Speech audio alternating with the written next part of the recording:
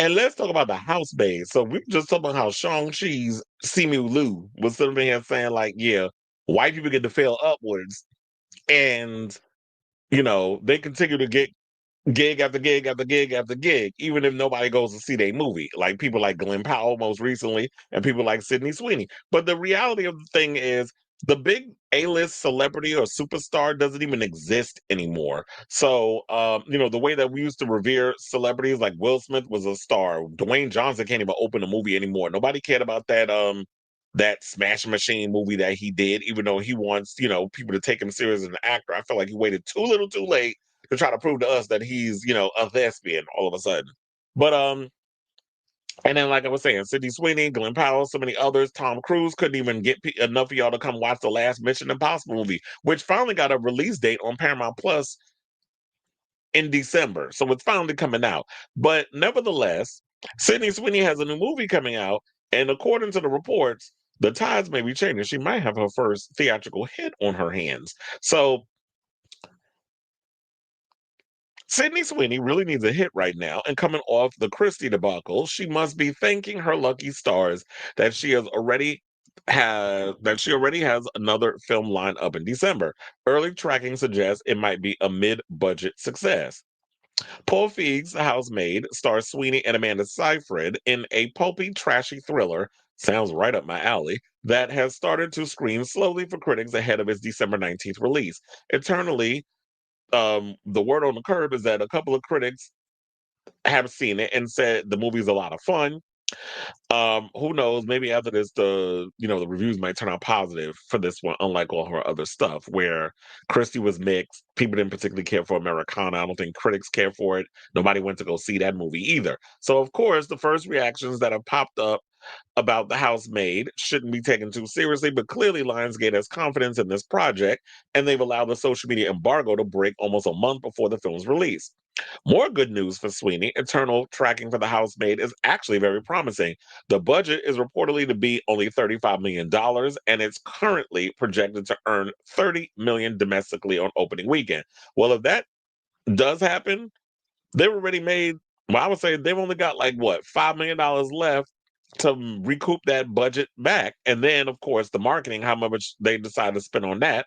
I'm thinking they probably spent, I mean, if that's a movie that small where it's $35 million, I'm thinking the marketing behind that should be like 10 million, I would think. But these people in these studios like to overspend for some godforsaken reason. Now, then they said that the film is based on, because I never heard of The Housemaid. I've heard of what's that show that's on with the Scientologist that just had its final season? The Handmaid's Tale. But I never heard of The Housemaid. Now, they said the film is based on an ultra popular book referred to as a monster hit written by author Frida McFadden, and the 30 million number starts to make sense. The book, which has been translated in 40 languages, gained a huge traction on social media, especially on TikTok, which they actually call Book Talk when it comes to the books, and has so far sold 4.5 million copies. Now, here's the thing. Now, I know a lot of people are going to say, oh, yeah, Sydney Sweeney can actually open a movie. I don't think that's what the case is. The fact of the matter is like y'all trying to say Blake Lively could open a damn movie. No, that movie she did with Justin Baldoni, the reason why it was successful is because people liked the book and they wanted to see what they was going to do with the movie, which quiet as it's kept, people didn't even like the damn movie because there was a lot of drastic changes made with that. And coming later on to find out that, yeah, a lot of the changes happened because Blake was coming in strong arming Justin Baldoni with wanting certain things to be done with the material. That's all gonna play out in court. We ain't gonna make it about her right now, but I do feel like the thing with Sydney Sweeney, the only reason why this book is gonna be, oh, this movie is successful is because of the book. So that's what Hollywood has to realize right now. Yeah, A-list superstars, they don't exist. Those days when we used to revere big A-list movie stars like a Matthew McConaughey or a Jennifer Lopez or Will Smith or Tom Cruise or Charlize Theron or a um so many of these other celebrities or Denzel Washington, those days is done.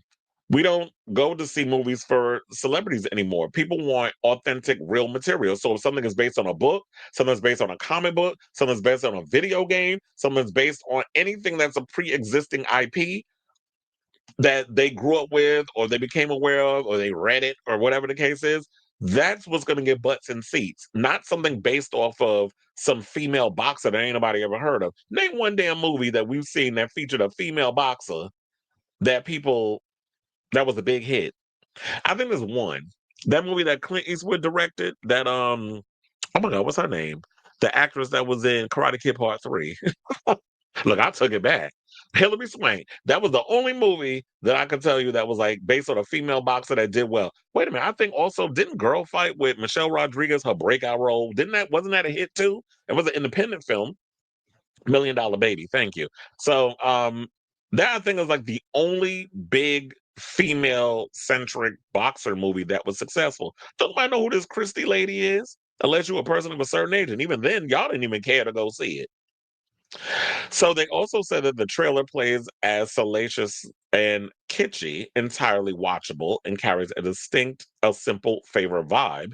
Unsurprising given that Feige also directed that film.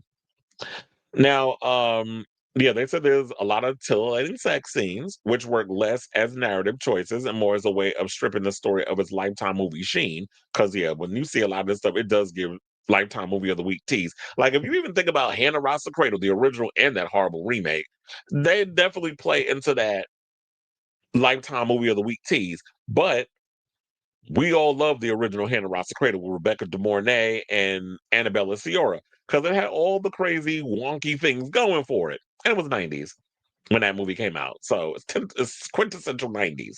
Now, why would we be surprised that Big Titty behind Sydney Sweeney would be in a movie revolving sex? I mean, you got to play that up. That's her bread and butter. That's the only reason why people want to see her in a film.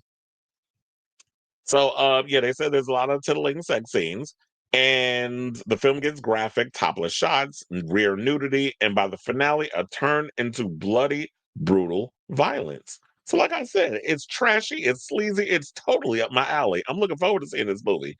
So, it tracks the book most almost verbatim. The husband is painted as an abusive, manipulative figure, while Seyfried plays herself.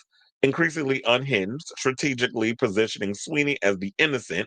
The goal is to drive him towards a divorce, which would finally free her character from the cycle of abuse. And look, I like Paul Feige's movies. He did Bridesmaids. I like that film. I ain't like The Heat all that much. A Simple Favor. I don't like Spy all that much either. I thought it was okay. Um, he also directed films called like Last Christmas, The School for Good and Evil, Jackpot, and Another Simple Favor. Which those last four I mentioned were like critically panned. So, and he also did Ghostbusters, the first reboot. So, Paul Feig is a well-known name. He's had a lot more misses than hits, quiet as it's kept. But maybe this film will be based off of what I'm reading, good, sleazy fun at the movies. I'm actually looking forward to it. Look, I love trash TV. This is right up my alley, or trashy films. Yeah, look, y'all be thinking I be lying when I tell y'all one of my all-time favorite movies is Showgirls. I do love that movie. It's camp at its finest. Now, some of the critics said this. Wendy Lee Zaney said, "Wow, the Housemaid movie is insane, full of." Wait, hold on. Let me actually do y'all one better. Let's go through it. Let's go through it as a class. I was like, "Why are you not coming up?" Okay, so just so y'all could, do you see what I see? He said, wow, the Housemaid movie is insane, full of suspense and jaw-dropping twists. I went in blind, haven't read the book, and was on the edge of my seat the entire movie. The movie is unhinged in the best way possible. Both Sweeney and Seyfried are spectacular in this. Go see this. Then Tessa Smith said, the Housemaid is a wild, trippy, insane ride, an extremely faithful adaptation of the book, but with quite a few little additions for those of us that know.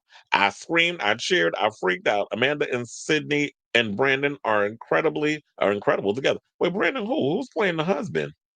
Is it Brandon Sklenar? I'm like, child, now if it's him, I'll definitely be showing up to the theater for that. Now they Jonathan Sims said, hashtag the housemaid movie will leave you speechless. A shocking, twisted thriller. Sydney Sweeney, Amanda's it is Brandon Sklenar. Okay, now I'm definitely in. I told you, I was like, when I said, it was like, Brandon, who's Brandon? And you talking about Brandon Sklenar. Now, you know, I love me some Brandon Sklenar. I love him on that Taylor Sheridan show. I definitely loved him in Drop. And now seeing him in this film, oh, bitch, trust and believe, I'm getting my ticket for this. A shocking twisted thriller. They said a campy thriller that morphs into something dark and riveting with edge of your seat tension. It will blow you away. And Brandon Sklar, if he has not made the new Batman and Brave and the Bold, I'm writing. Um, Wait, did she come in here again? Oh no, that's seemed like this. Somebody posted that same thing twice because I taking it off another situation. Let's see anymore.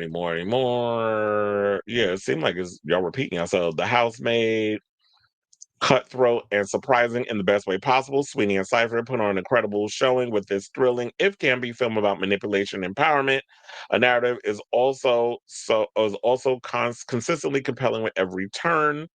Scott Menzel, who's well known in the industry, The Housemaid is wild. The first half leans into camp in the best possible way. It is playful, stylish, and an absolute blast before the film takes a sharp, gripping turn that keeps you on the edge of your seat. Amanda Seyfried and Sydney Sweeney are phenomenal as two women carrying more secrets than they let on, and watching them interact uh, only adds to the fun. It also has Paul Feig's energy, or Feig, if you're a fan of his films, like A Simple Favor, I think you will totally dig this one. I will say that it definitely has some promising young woman vibes, which is the reason why I was so into it. It is absolutely a movie you want to see with a crowd as well. So, like I said, now this is not a way to. If my reactions on this isn't going to get you to go see this movie, I don't know what to tell you. You are soulless.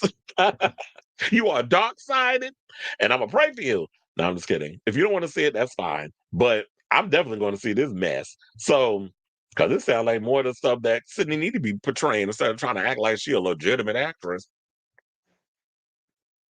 So I say all this to say, what do you guys think of this story? Does this actually got you wanting to check this movie out? Whatever your thoughts are, let me know in the comments down below.